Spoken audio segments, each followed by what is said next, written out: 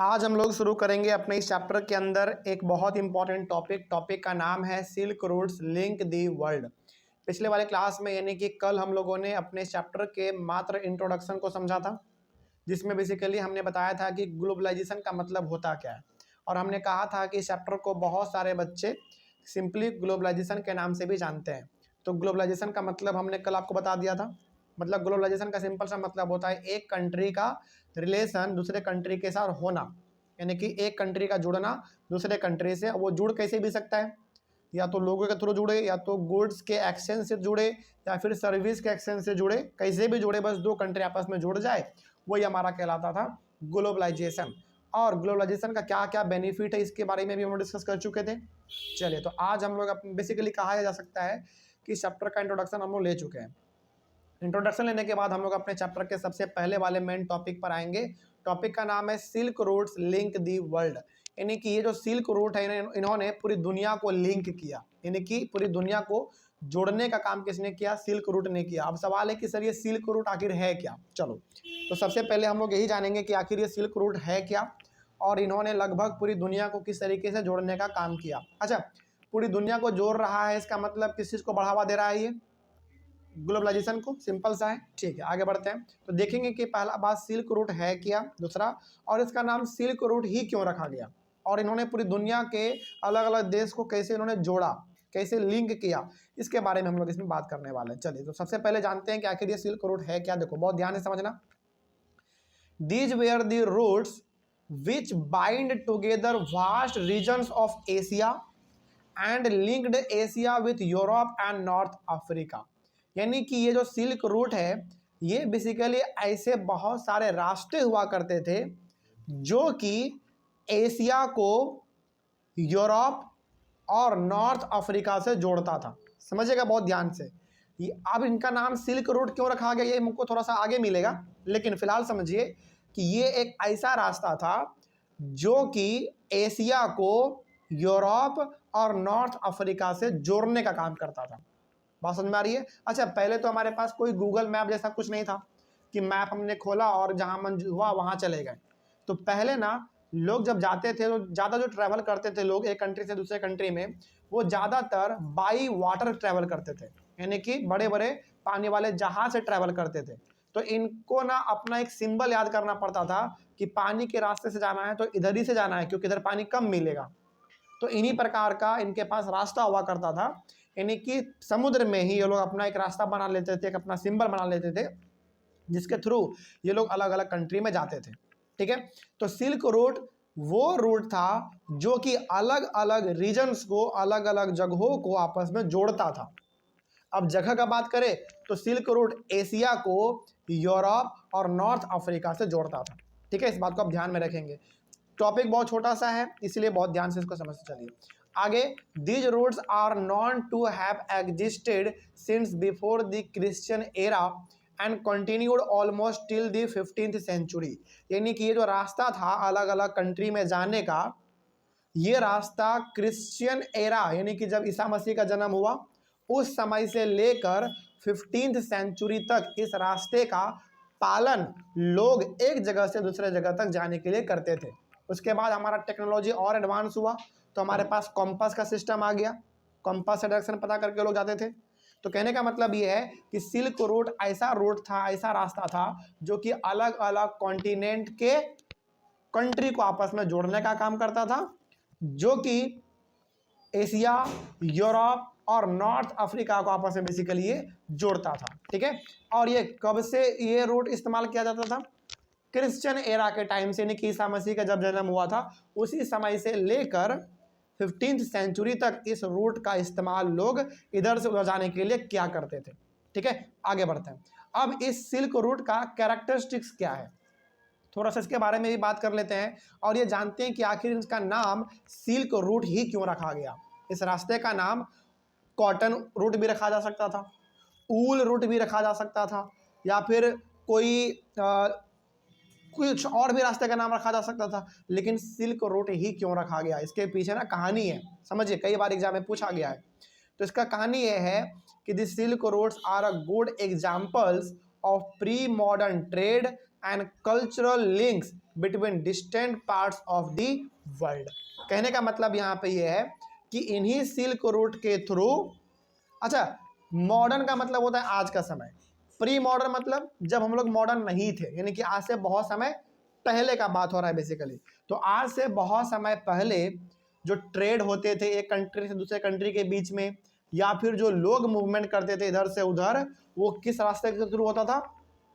Silk route के through होता था। जैसे आज जैसे मान लीजिए हमको अमेरिका जाना हो, या तो हम बाई वाटर जा सकते हैं या तो बाई एयर हवाई जहाज से जा सकते हैं, लेकिन पहले जाने का जो रास्ता था वो कॉमन था, एकदम फिक्स था कि आपको इसी रास्ते से जाना है, क्योंकि आपको पता है नहीं है ना कि आप समुद्र में जाओगे कहाँ पे पानी ज़्यादा मिल जाएगा, कहाँ पे आपका जहाज डूब जाएगा। तो पहले जो लोग थे ना जब ट्रैवल करते थे तो पहले उनका डेथ भी बहुत होता था, लेकिन जो सक्सेसफुली वहाँ पे पहुँच गए तो वो ना बीच बीच में अपना कुछ साइन छोड़ते चले जाते थे कि हाँ भाई यही वो रास्ता है जिसके थ्रू हमको दोबारा आना है या फिर जाना है, क्योंकि रास्ता सेफ है इस तरीके से। तो बेसिकली कहने का मतलब ये है कि पहले के ज़माने में जब एक कंट्री से दूसरे कंट्री को लोग जाते थे, दूसरे कंट्री में जब जाते थे तो या फिर ट्रेड करने के लिए या फिर किसी और मकसद से जब जाते थे तो वो सिल्क रोड के थ्रू ही जाते थे, क्योंकि यही एक रास्ता था जिसके थ्रू उधर से उधर लोग जा सकते थे। अब आपके मन में सवाल आ रहा होगा कि सर ऐसा क्या था इस रूट में? देखो इस रूट में ना कोई खास बात नहीं था, बस इसमें एक कॉमन ये था कि ये वो ऐसा रूट था जिसमें लोगों को रास्ता मालूम होता था कि हाँ भाई इधर से जाएंगे तो आराम से पहुंच जाएंगे। जैसे मान लीजिए सपोज कीजिए कि हमको यदि इंडिया से अमेरिका जाना है, एग्जाम्पल के तौर पर मान लीजिए कि हमको इंडिया से अमेरिका जाना है, वो भी जहाज़ के थ्रू, पानी वाले जहाज़ के थ्रू, तो क्या ये ज़रूरी है क्या कि हम बिल्कुल सीधा जाएंगे? हम तो कैसे भी घूम के जा सकते हैं, लेकिन आपको ये तो नहीं पता है ना कि कैसे भी घूम के जाएंगे तो हो सकता है कि वहाँ पे पानी ज़्यादा मिल जाए, कुछ खतरा हो जाए हमारे साथ। लेकिन आज हमारा जो ट्रेड होता है इंडिया का अमेरिका के बीच में, एक ऐसा कॉमन रास्ता है जिसके थ्रू बड़े बड़े जहाज जाते हैं और आते हैं। तो कहने का मतलब ये है कि सिल्क रूट भी वैसा ही रास्ता था, एकदम बिल्कुल फिक्स कि भैया आपको जाना है बिल्कुल सीधा जाना है, सीधा जाओ तो आप आराम से पहुँच जाओगे। तो इसीलिए हम लोग उस समय पे सिल्क रूट का इस्तेमाल करते थे। ठीक है, आगे बढ़ते हैं। तो सिल्क रोड का इस्तेमाल पहले लोग ट्रेड करने के लिए, एक जगह से दूसरी जगह जाने के लिए, इस सब चीज़ों के लिए वो लोग इस्तेमाल करते थे, या फिर अपने कल्चर को फैलाने के लिए इस तरीके से वो लोग करते थे। खैर आगे बढ़ते हैं। The silk road was used by the Chinese traders to export silk and Chinese pottery to other countries. अब देखो सिल्क रोड का नाम सिल्क रोड क्यों रखा गया, इसके पीछे यहाँ पे कहानी है। सिल्क रोड का नाम सिल्क रोड इसलिए रखा गया क्योंकि इसी सारे रास्ते के थ्रू चाइना के लोग सिल्क को लेकर और मिट्टी के बर्तन को लेकर वो लोग अलग अलग कंट्री में जाते थे और वहाँ पे बेचते थे और उनका प्रॉफिट कमाते थे वो लोग। तो बेसिकली कहने का मतलब ये है कि अलग अलग कंट्री में जाने का जो रास्ता यदि पहली बार किसी ने ढूंढ के दिया, वो भी सेफ रास्ता पानी के थ्रू, तो वो किसने दिया? चाइना के लोगों ने दिया। ठीक है, और चाइना के लोग उस रास्ते का ज़्यादा इस्तेमाल क्यों करते थे? ट्रेड के लिए करते थे। और किस चीज़ का ट्रेड? सिल्क का। ठीक है, और किस चीज़ का? पॉटरी का। पॉटरी मतलब मिट्टी का जो बर्तन होता है उस प्रकार का। और चाइना का ना कल्चर आज इतना बढ़िया है, हालांकि चाइना आज बहुत तरक्की कर चुका है, लेकिन वहाँ का आज भी जब कोई ट्रेडिशनल चीज़ होता है ना, यानी कि कोई फंक्शन ये सब होता है, तो वो लोग आज भी मिट्टी के बर्तन में खाना ज़्यादा पसंद करते हैं। कभी भी आप मूवी में देखना या फिर कभी आपको चाइना जाने का मौका मिले या फिर आप कभी सर्च करना तो आपको पता चलेगा कि वहाँ के कल्चर में मिट्टी का बर्तन बहुत ज़्यादा इंपॉर्टेंस रखता है। जैसे हम लोग अपने इंडिया में हिंदू धर्म के यदि हम लोग बात करें तो जब भी हम लोग पूजा पाठ करते हैं तो हमारे लिए पवित्र बर्तन कौन सा होता है? पीतल का, कांसा जिसको हम लोग कहते हैं, पीतल का। तो उसी प्रकार से चाइना में जो उनका अपना बर्तन होता है जो कि पूजा पाठ में वो लोग ज़्यादा इस्तेमाल करते हैं, पूजा पाठ नहीं कह सकते, उनके जो बेसिकली कल्चर जो उनका है वो मिट्टी का बर्तन आज भी। ठीक है, इतना ज़्यादा चाइना डेवलप होने के बाद भी मिट्टी के बर्तन में वो लोग काम करते हैं। सोचो, ये बड़ी बात नहीं है, बड़ी बात ये है कि उन्होंने अपने कल्चर को आज भी संभाल के रखा है।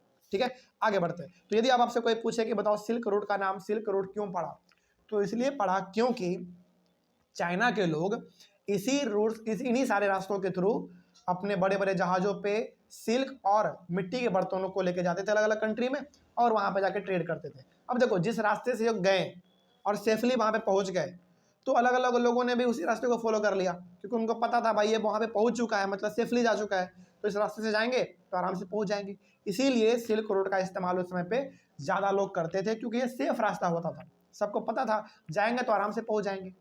ठीक है, ये कहानी था इसके पीछे। आगे बढ़ते हैं। Through the silk road trade and culture also exchange such as early Christian missionaries to Asia, Buddhism from eastern India to spread in several directions and Muslim preachers. अब इसका मतलब समझो, इसका मतलब क्या हुआ देखो। अर्ली क्रिश्चियन मिशनरीज का मतलब है, देखो क्रिश्चियन मिशनरीज का मतलब होता है वो लोग जो कि क्रिश्चियन धर्म को फैलाते हैं।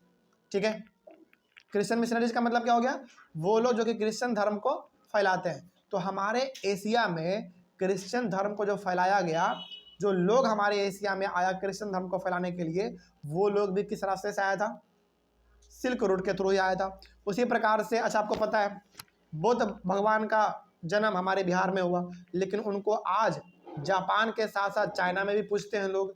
तो ये जो बुद्धिज्म फैला, जो बुद्धिज्म का आइडिया जापान लेकर गया, चाइना लेकर गया, वो भी किस रास्ते से गया, सिल्क रोड के थ्रू ही लेकर गया।